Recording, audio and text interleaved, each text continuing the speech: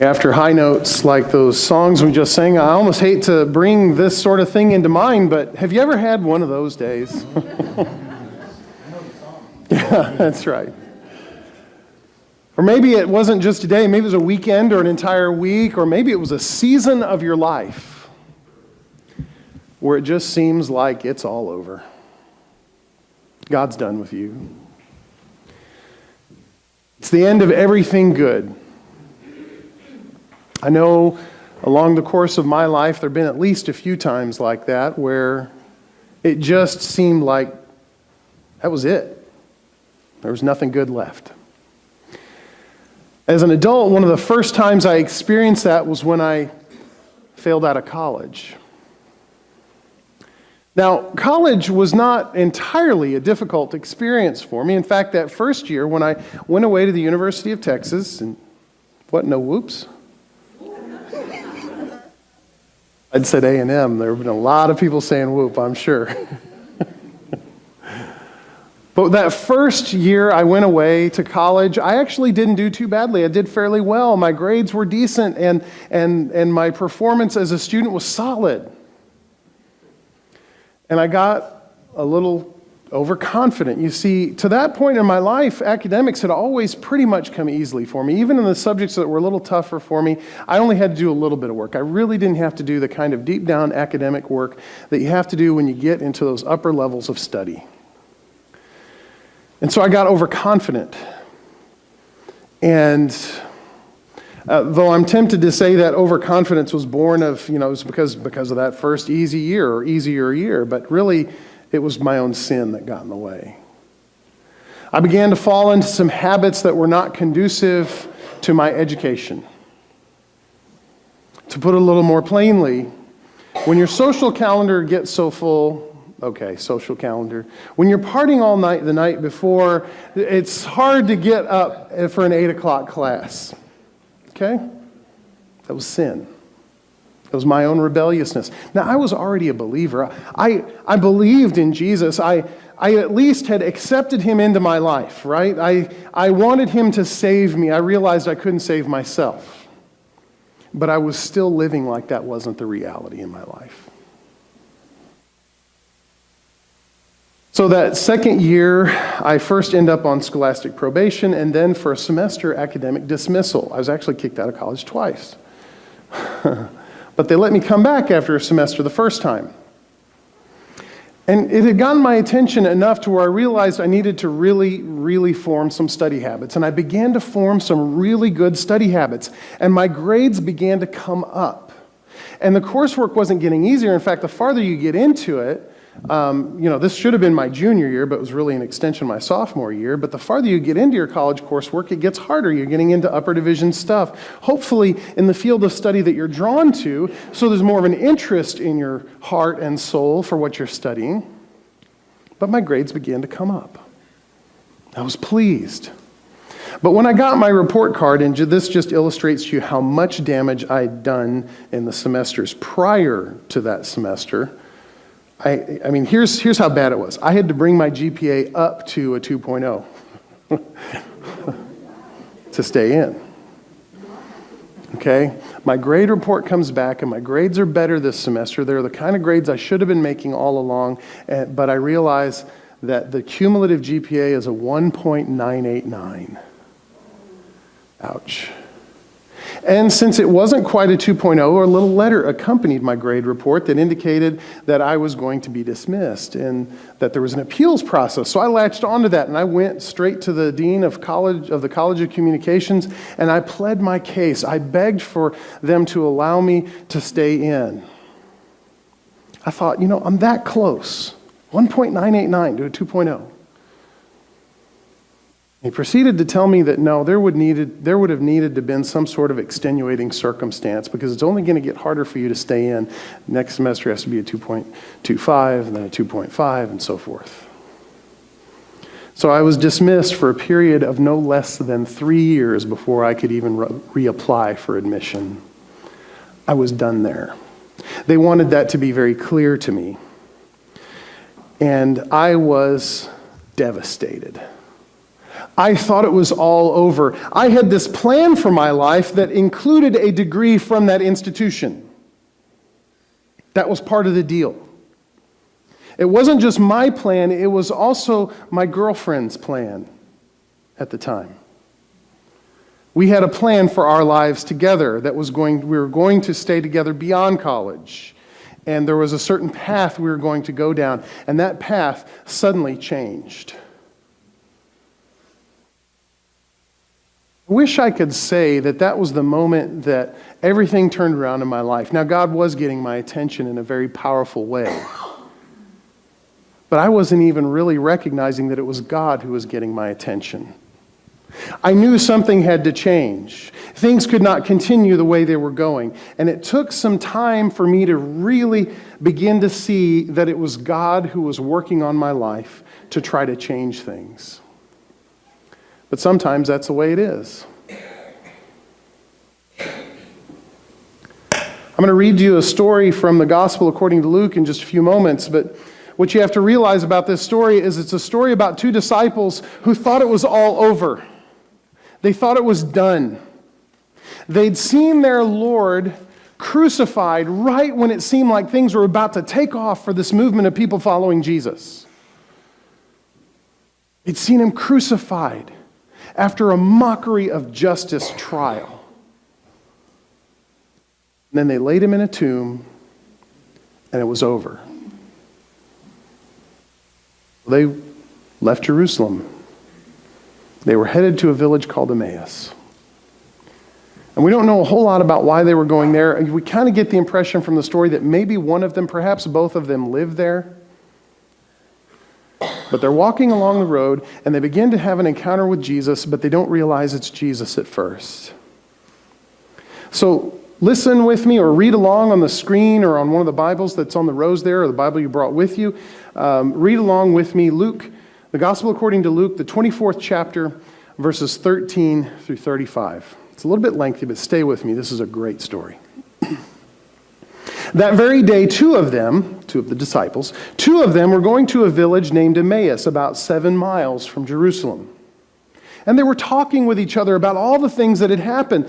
While they were talking and discussing together, Jesus himself drew near and went with them, but their eyes were kept from recognizing him. And he said to them, "What is this conversation you're holding with each other as you walk?"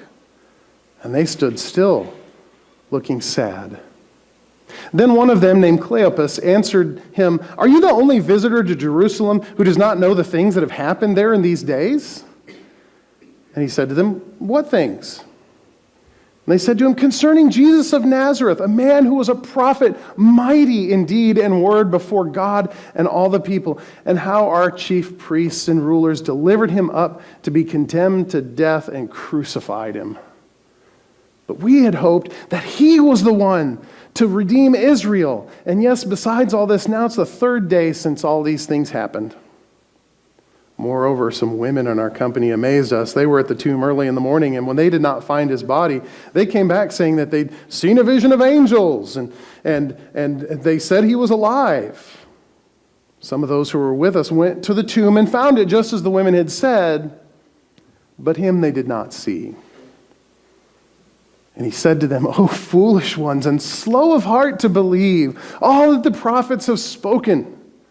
Was it not necessary that the Christ should suffer these things and enter into his glory?" And beginning with Moses and the prophets, he interpreted to them in all the scriptures the things concerning himself. So they drew near to the village to which they were going. He acted as if he were going farther, but they urged him to stay, saying, "Stay with us, for it's toward evening, and the day is now far spent." So he went to stay with them. And while he was at the table with them, he took the bread and blessed it and broke it and gave it to them. And their eyes were opened, and they recognized him, and he vanished from their sight. They said to each other, "Did not our hearts burn within us as he talked to us on the road, while he opened to us the scriptures?" And they rose that same hour and returned to Jerusalem and found the 11 and those who were with them gathered together, saying, "The Lord has risen indeed and has appeared to Simon." Then they told what had happened on the road and how he was made known to them. and the breaking of the bread. You know, there's something so powerful to me in this story about him, Jesus, being revealed to their eyes when they're at the table together. You know, so many important things happen at the table. Fellowship is formed at the table. We recently, most of us, gathered together with family and friends around the table, recognizing that it is there around the table that we celebrate, that we talk about things, that barriers come down. There are studies that show that families who spend more time together at the table have better relationships with each other. And when we go on a date with someone, okay, married folks, that better be your spouse. When we go on a date with somebody, we go to have a meal together more often than not. Because we can have a conversation. We can get to know each other more deeply. We can talk about important things. In fact, that's one of the things that is most effective when you want to talk with someone about something important. You have a meal or at least share a cup of coffee. Because barriers come down. And there in that moment at the table, the barrier that kept them from being able to see Jesus was removed. There's all kinds of theological speculation, scholarly speculation about why it was that they didn't first recognize Jesus when he walked with them along the road. And that happens in several of the resurrection appearance stories. You know, Mary doesn't first recognize Jesus at the tomb until he speaks her name. There's some that have speculated that, well, perhaps their eyes were just so full of tears that they couldn't recognize him. They couldn't properly see him.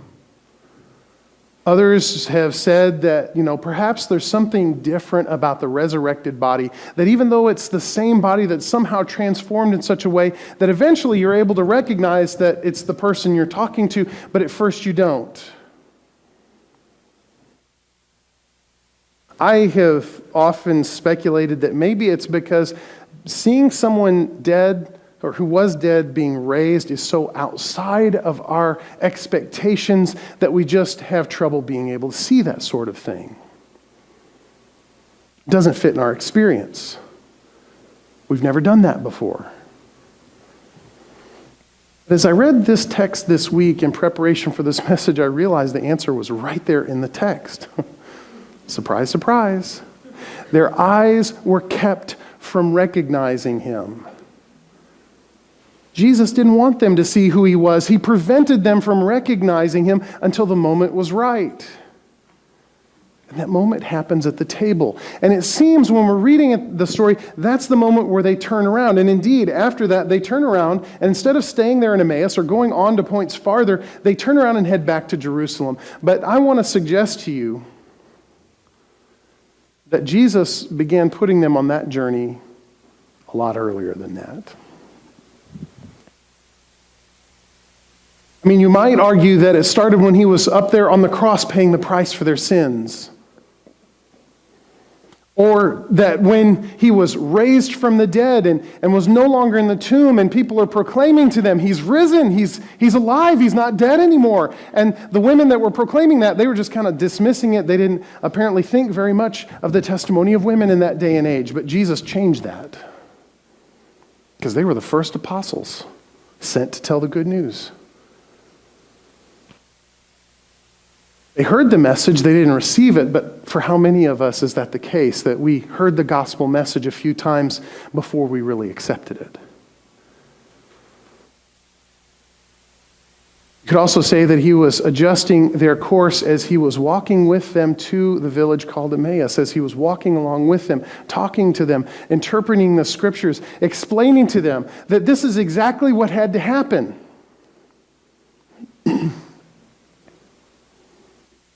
Jesus was already redirecting them to a different path, and by the time they got to Emmaus, they were already on a journey that would take them back to Jerusalem. And that's the thing about new journeys. First thing that I want to say to you this morning is that with a new journey, an old one ends, or a new journey ends an old one by necessity. Okay, we're not infinite like God. We don't exist in all time and all space simultaneously. We do not have an endless supply of resources or an endless amount of time. We are finite. We exist within a certain space for a limited amount of time in creation on this side of eternity. What that means is that if you want to add something new into your life, something old has to go. I mean, it's even as simple as taking a new job. You got a full-time job, you apply for and accept a new full-time position. The old full-time position's got to go. The two aren't going to fit, not if they're really full-time. If you're going to begin a new prayer discipline, you're going to have to give up whatever it was you were doing before that and during that time of the day. Even if it was nothing, you have to give up doing nothing in order to do something. We're finite. We're limited. Only so much fits into our lives.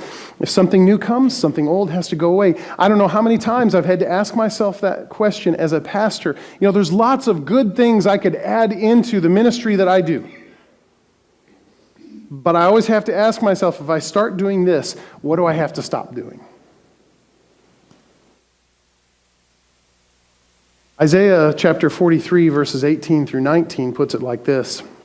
Remember not the former things, nor consider the things of old. Behold, I'm doing a new thing. Now it springs forth. Do you not perceive it? I will make a way in the wilderness and rivers in the desert. If water suddenly starts to spill across the desert and stays there for any period of time, it's not a desert anymore, is it? No, it's transformed into a completely new type of biome. Some of the things that used to live there are not going to be able to live there anymore. If you're going to make a way in the wilderness, if you're going to lay out a road in the wilderness, if you're going to build anything in the wilderness, whatever was in that spot before necessarily has to go away. Whether it's a building or a road, when you put something new in a place, trees, plants, wildlife habitats go away by necessity. That's the case with things in our lives. When God begins something new in us, it's got to replace something else. But you see, we have this kind of limited expectation about what God can do with us sometimes. You know, we have this expectation that's kind of like the disciples as they're walking there along the road. Not only are they unable to recognize Jesus, they find it difficult to believe whatever it is that Jesus is telling them as he's interpreting the scriptures for them, that something good is going to come of this, or this is somehow the fulfillment of scripture, because they have a worldly-sized expectation based on their experience, based on what they've heard other people tell them is possible. It's a funny thing that happens to us as we grow up. We start out as children with our expectations wide open. But little by little, burn by burn, bruise by bruise, wound by wound, those expectations begin to shrink.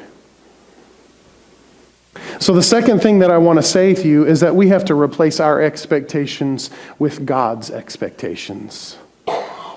That fish in the slide behind me, he's changing his expectations. His view of the world was a little more limited before he began to make this transition. And there's some risk involved there. I wonder if he's going to make it, right? But his expectations are getting larger. They're getting more God-sized. You know, sometimes we do that to ourselves. We kind of write these boundaries around our lives or areas of our lives. You know, we've got work over here. We've got family life over here, and here we've got church life, and maybe recreational life, and all the different things in our lives, these different little areas that we think we kind of isolate off, and that our lives and our families' lives are isolated from the rest of the world. But the fact of the matter is, we have a much larger impact than we realize. That circle, that fishbowl, is much larger than we think.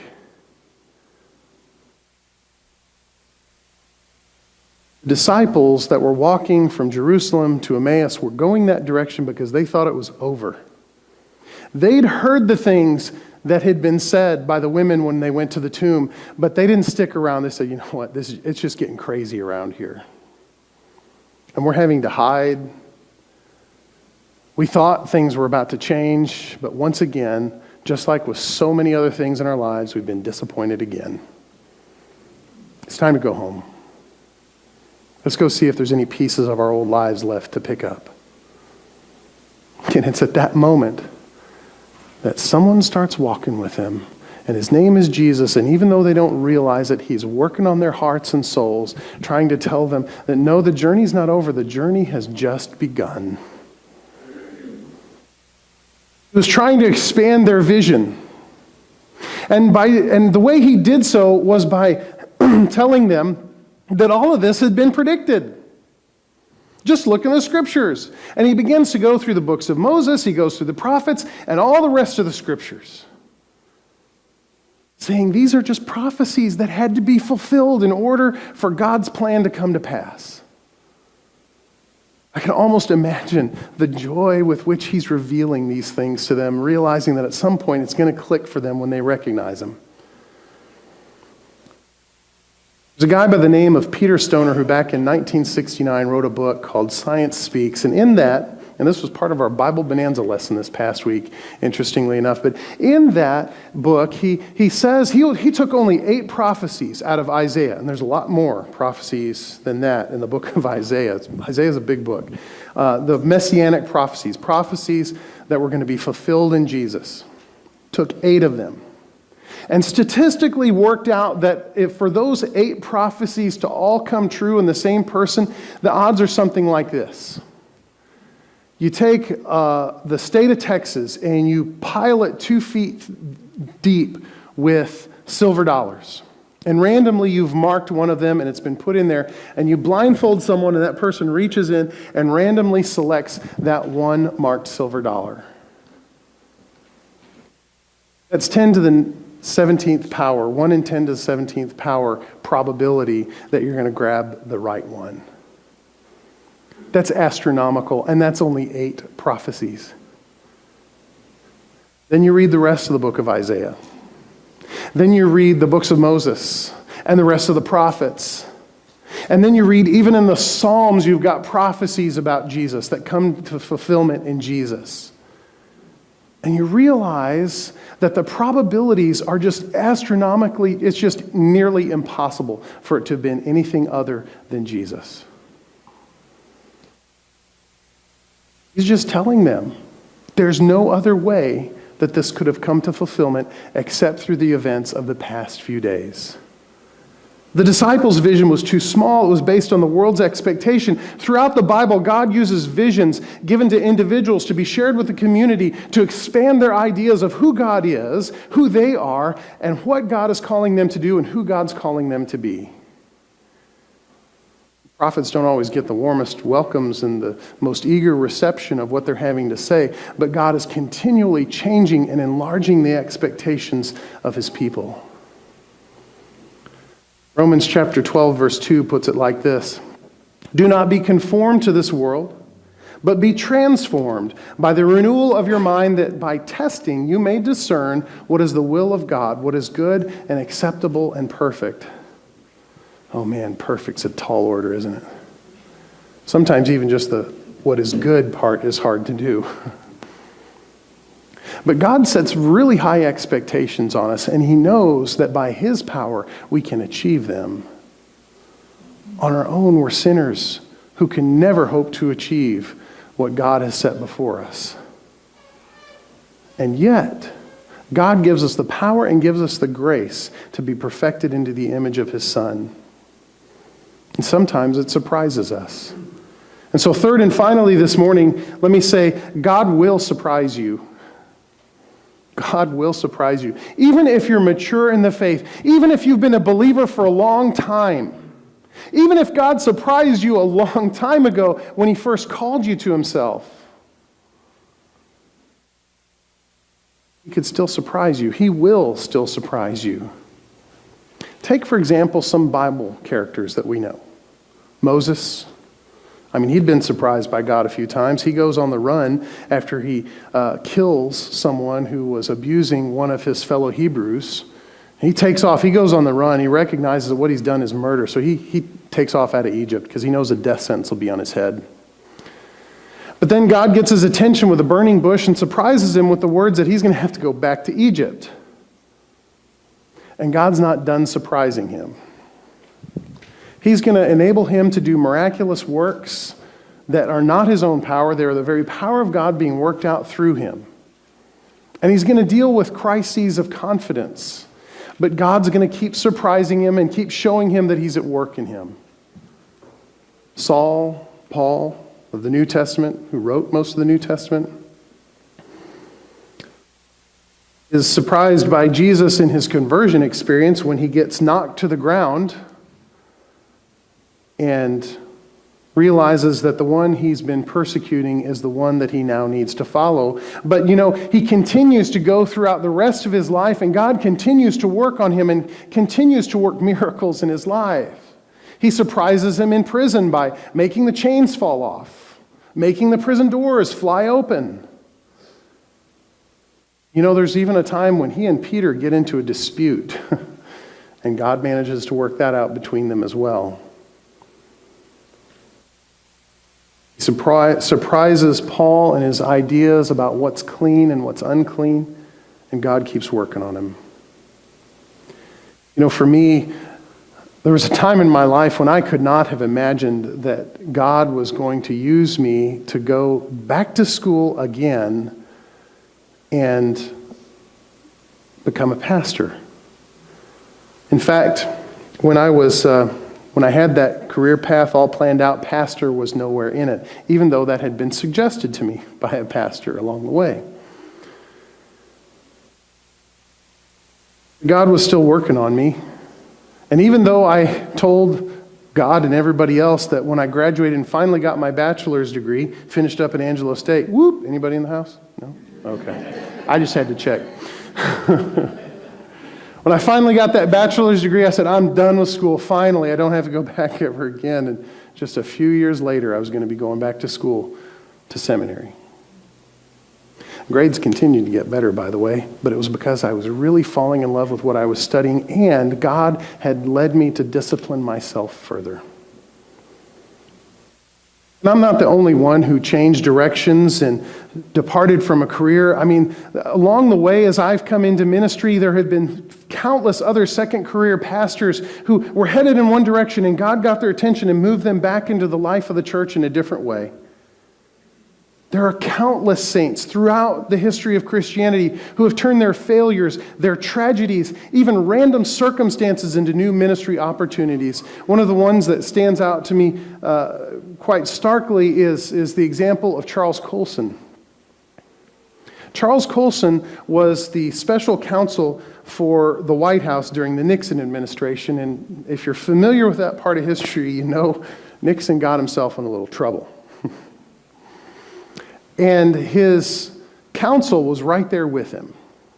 In fact, even though Nixon didn't do any prison time, and you might argue that maybe he should have, but that even though Nixon didn't do any prison time, Colson had to. He was Nixon's hatchet man. He made a career out of, at the time of the Nixon administration, I don't necessarily know he made a career of it, but he was about the work of destroying people's credibility that were doing nothing more than trying to reveal the truth. So along with Nixon, he got himself in some trouble, and in 1973, as he was facing a prison sentence, he gave his life to Jesus. Didn't get him out of prison or keep him from having to go. He still had to do a 7-month stint, but during that time, in this newfound faith of his, he discovered that there was a need behind the walls of the prisons for ministry. And so he founded Prison Fellowship. Fellowship Ministries. And later Breakpoint Ministries. But he turned that dark situation of his life, a situation of his own making, a hole that he had dug for himself. He did what Scripture tells us is, the devil meant it for evil, but God turned it into something good. It's redemption.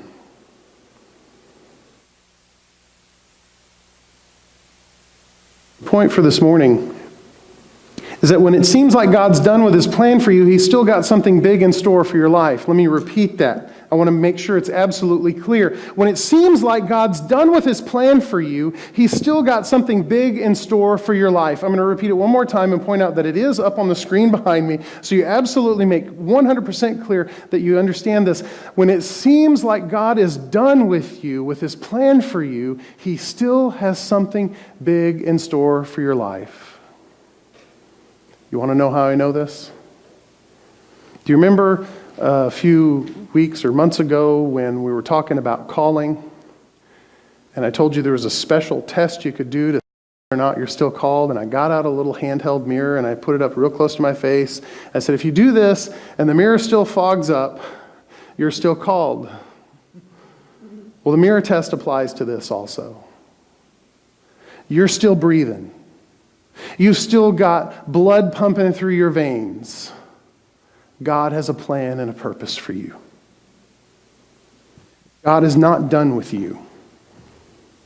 God is still working on you. Maybe this morning you feel like your journey's over. Maybe something's happened in your family. Maybe there's been a divorce. Maybe something has changed at your job, or you've lost your job, or your schooling has been derailed. Maybe, like me, it was your fault. Maybe it wasn't your fault. Perhaps there's been a death of someone very close to you, someone that you expected to be around for a lot longer, to share the journey with you for many more steps. Maybe there's been a tragedy, one of those things that we mark on insurance forms as acts of God. Or maybe, like me, you just failed. Just had a massive failure. You derailed your own life. The wheels came off, and they came off because you ran them off. Or maybe today that's not going on in your life at all. Maybe this is something you hang on to for a future date. Or you share these words with someone else who is going through a time like this. Maybe Jesus is opening your eyes to him for the very first time, and you recognize that he's putting you on a different path, and it's time for you to say, yes, Lord, I will follow you for the first time in your life.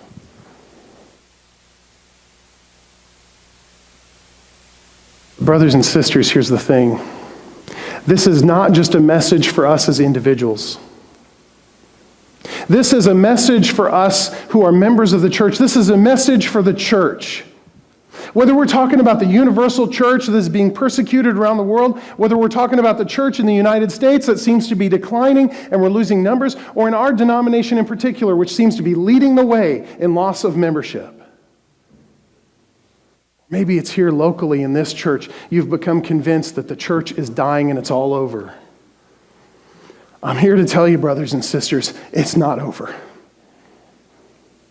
In fact, I'm convinced a new journey is just beginning. You want to know how I know? We're still fogging up our collective mirrors. We're still breathing. There's still blood pumping through our veins. There is still the passion of Jesus in this body of believers. I see it. I know it. God still has a plan and a purpose for us. He's not done with us. God is not done with us. Let's say that together. God is not done with us. Let's say it again a little bit louder. God is not done with us. And just for good measure, let's say it one more time. God is not done with us. I pray you mean it. I know I do. God is doing some things in our midst that are powerful indeed. God is preparing the way for a new journey. And it may mean some old things have to go. I don't know what they are, but I'm trusting He's going to reveal those things to us as they go. Next week, you're going to hear a message that I believe is going to follow up very well on what we've talked about this morning as Dale Berry brings a message about a new church. You know, this is a series of new beginnings. I talked about a new journey this morning. Last week, Trudy talked about making new room in your life. And next week, Pastor Dale, he has been a pastor and serves as a pastor. He's a member of this church, and and I think is going to share a very challenging, maybe convicting, but definitely inspiring word for us about renewal in the life of our church. Because I'm going to be out next week, and again, it's not for vacation, but it's so that I can go and learn as much as I can from another church's success. Not a church's success in simple growth for the sake of growth. I mean, they have grown by leaps and bounds, but in many ways, it's a congregation like Asbury. They even have a Friday night Celebrate Recovery worship service. They have a food pantry ministry that's kind of like our food pantry ministry, but larger in scale.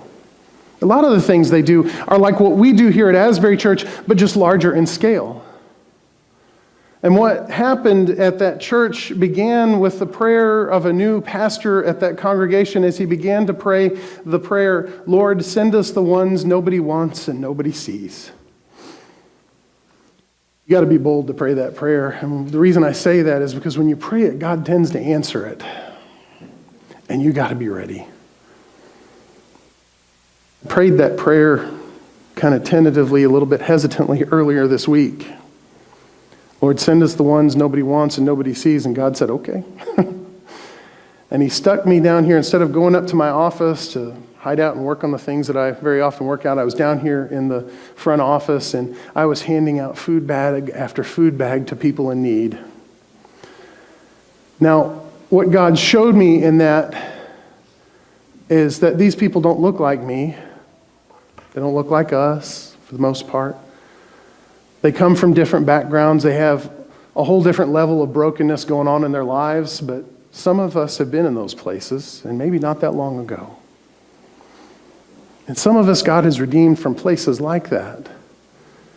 And I was reminded that it's not those people. It's us.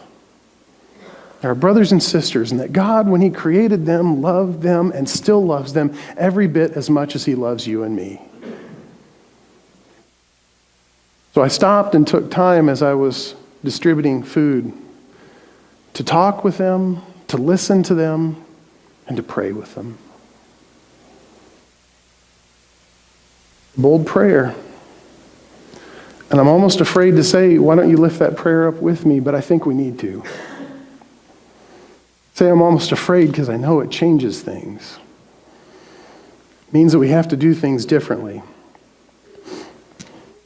I'm going to go see this other church and to find out what the secret of their success is in making disciples for the transformation of their community, so that we can do something like that here, that we can make disciples in our community for the transformation of this little corner of our world.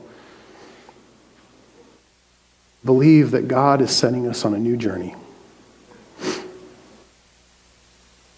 God's not done with us.